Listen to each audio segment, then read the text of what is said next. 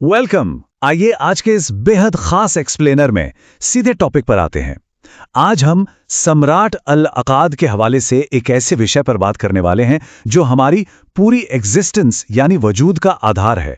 The 4 dimensions of life. खालिक और मखलूक यानी बनाने वाले और बनाए गए के दरमियान जिंदगी का ये पूरा स्ट्रक्चर आखिर काम कैसे करता है। चलिए इस डीप डाइव में मेरे साथ शामिल होइए और इस बेहद शानदार फ्रेमवर्क को समझने की कोशिश करते हैं। आज के इस जायजे में हम इस सफर को कुछ इस तरह तय करेंगे। सबसे पहले लाइफ या हयात का कॉन्सेप्ट समझेंगे, फिर अल्लाह की अज़ली हयात, उसके बाद हमारी ये दुनियावी जिंदगी, फिर बरज़ख यानी कब्र का फेज, और आखिर में आखिरत का जिक्र करेंगे। और हाँ, एंड में हम एक ऐसी हकीकत पर बात करेंगे जो हयात के इस एक शब्द को अलग अलग रियलिटी में बांट देती है। एक मुकम्मल और क्लियर रोड मैप है। तो आइए शुरू करते हैं। इस पूरी चर्चा की गहराई में उतरने के लिए हमें सबसे पहले उस बेसिक कॉन्सेप्ट को बिल्कुल क्लियर करना होगा जिस पर ये सारी बहस टिकी है, यानी आखिर हयात का असल मतलब क्या है। सम्राट अल अकाद इस बारे में एकदम क्लियर है। उसमें बताया गया है कि हयात यानी जिंदगी की दरअसल 4 बिल्कुल अलग अलग किस्में हैं।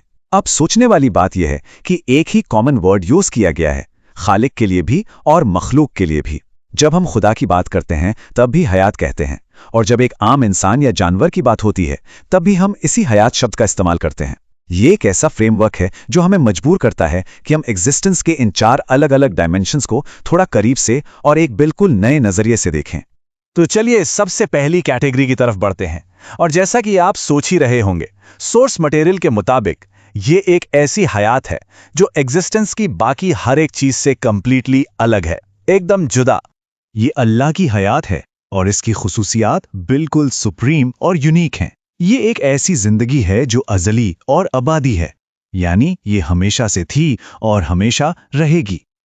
इस हयात में किसी तरह का कोई फना यानी जवाल नहीं है, और मौत का तो यहां कोई गुजर ही नहीं हो सकता। जरा इमेजिन कीजिए, एक ऐसा वजूद जो टाइम और स्पेस की हर बाउंड्री से मुकम्मल आजाद है। इसे किसी ने बनाया नहीं है, बल्कि यही हर चीज का अल्टीमेट सोर्स है, कंप्लीटली अनक्रिएटेड और इटर्नल। अब अगर हम खालिक और मखलूक यानी रचयिता और रचना की हयात को आमने सामने रखकर देखें तो उनके बीच का फर्क कितना बड़ा है ये क्लियर हो जाता है। एक तरफ बनाने वाले की जिंदगी है जो कभी फना नहीं होती, जिसमें कभी मौत नहीं आती, और दूसरी तरफ है क्रिएटेड लाइफ, एक ऐसी जिंदगी जिसे वजूद में लाया गया है, जो प्योरली टेम्पररी है और जिसे हर हालत में मौत का स्वाद चखना ही है। ये दोनों रियलिटीज एक दूसरे के ठीक ऑपोजिट खड़ी हैं, जिससे ये एहसास होता है कि बनाने वाले और बनाई गई चीज के दरमियान का फासला कभी मिटाया नहीं जा सकता। और यहीं से हम एंटर करते हैं उस दूसरे डिमेंशन में। ये वही फेज है, वही एक्सपीरियंस है जिसे हम सब हर रोज गुजर रहे हैं, हमारी ये दुनियावी जिंदगी। टेक्स्ट में इस दुनियावी फेज के 3 बहुत ही क्लियर स्टेप्स बताए गए हैं। ध्यान दीजिएगा। पहला स्टेप, एक लंबा वक्त ऐसा था जब इस जिंदगी का कोई वजूद ही नहीं था, हम सब नॉन एग्जिस्टेंट थे। दूसरा, अल्लाह ने अपने फैसले से हमें वजूद बख्शा, जिंदगी अता की। और तीसरा स्टेप जो सबसे बड़ी सच्चाई है, इसका फना होना, मौत का आना बिल्कुल अटल है, इनएविटेबल है। ये लिटरली एक पासिंग फेज है। पैदाइश से लेकर मौत तक का ये छोटा सा सफर हमें बार बार याद दिलाता है कि भई हमारा परमानेंट ठिकाना नहीं है, बस एक गुजरने का रास्ता है। फिर मौत के बाद आखिर क्या होता है? दुनियावी जिंदगी के इस इनएविटेबल एंड के बाद शुरू होता है एग्जिस्टेंस का तीसरा और एक बहुत ही रहस्यमयी डायमेंशन। इसे कहते हैं हयात बरज़ख। आसान लफ्जों में कहूं तो ये कब्र की जिंदगी है। मौत आते ही ये फेज तुरंत शुरू हो जाता है और फिर क़यामत तक यानी जजमेंट डे तक ये एक वेटिंग पीरियड की तरह चलता ही रहता है। आप इसको एक इंटरमीडिएट ब्रिज या पुल की तरह समझ लीजिए, एक ऐसी कड़ी जो हमारी टेम्परेरी फिजिकल दुनिया को फाइनल नेवर एंडिंग रियलिटी से जोड़ती है। जब तक हश्र का मैदान नहीं लगता, हर रूह इसी बरज़ख के ठहराव में रहती है। ना दुनिया का शोर शराबा, ना आखिरत का अल्टीमेट फैसला, बस दोनों के बीच का एक इंतजार।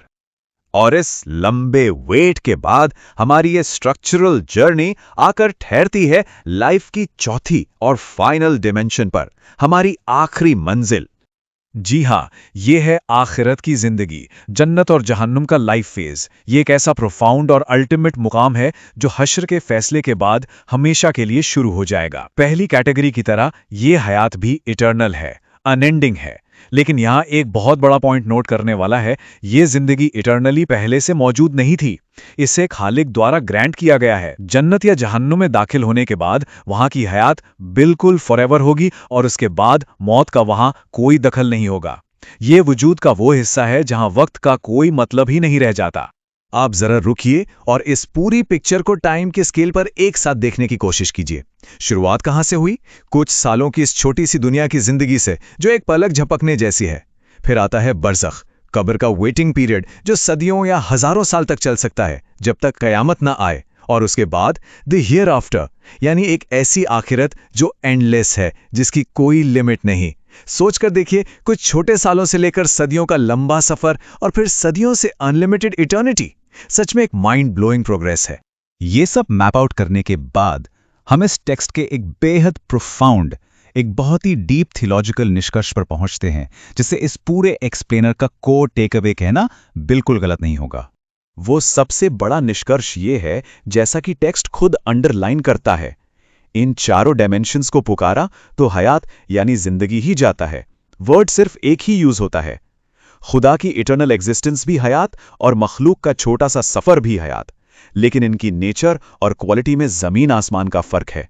इनके दरमियान ऐसी दूरियां हैं जिन्हें हमारा दिमाग पूरी तरह नाप भी नहीं सकता। ये चारों अपने आप में ऐसी अलग अलग रियलिटीज हैं जिन्हें एक धागे में पिरोना लिंग्विस्टिक्स तक तो ठीक है, पर हकीकत में ये एक दूसरे से बहुत बहुत मुख्तलिफ हैं। तो अस्तित्व के इस पूरे मैग्निफिसेंट फ्रेमवर्क को इस तरह से समझने के बाद हम सबके सामने एक बहुत बड़ा सवाल खड़ा होता है।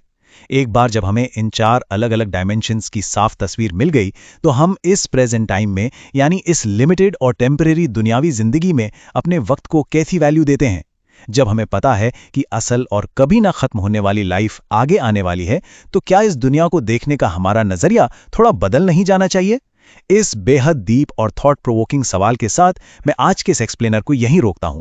उम्मीद है ये डिस्कशन आपके लिए नए थॉट्स ओपन करेगा। जुड़ने के लिए बहुत शुक्रिया, और इस बारे में सोचना जरूर।